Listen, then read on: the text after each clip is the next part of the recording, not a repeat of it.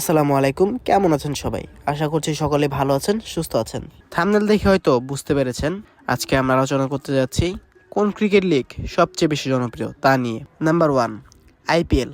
আমরা যদি আইপিএল নিয়ে কথা বলতে যাই তাহলে আমি বলবো আইপিএল বর্তমানে পৃথিবীতে অনুষ্ঠিত হওয়া সকল ক্রিকেট লিগের মধ্যে এগিয়ে।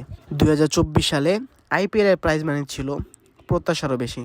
চ্যাম্পিয়ন টিম পেয়েছিল মোট 20 কোটি টাকা এবং রানার আপ পেয়েছিল মোট 13 কোটি টাকা। তাছাড়া প্রতিটি টিমের জন্য তো ব্যক্তিগত একটা আলাদা খরচ রয়েছে। সব মিলিয়ে আইপিএল একটি বিশাল টুর্নামেন্ট। নাম্বার 2 রয়েছে বিবিএল অর্থাৎ বিগ ব্যাশ লিগ। এই টুর্নামেন্টটি আয়োজন করেন অস্ট্রেলিয়া ক্রিকেট বোর্ড।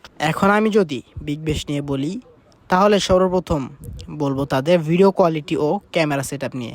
আইপিএল সব দিক দিয়ে এগিয়ে থাকলেও ক্যামেরা এবং ভিডিওর দিক থেকে পিছিয়ে থাকবে আইপিএল, কারণ অস্ট্রেলিয়ার কাছে রয়েছে সবচেয়ে অত্যাধুনিক ক্যামেরা প্রযুক্তি।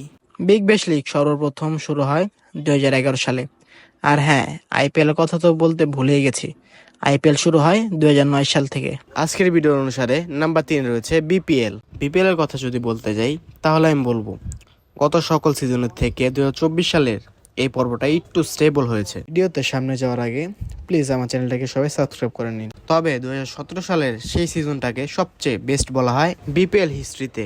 গত বিপিএল সিজনে চ্যাম্পিয়ন টিম পেয়েছিল মোট 2.5 কোটি টাকা এবং রানার আপ টিম পেয়েছিল 1.5 কোটি টাকা।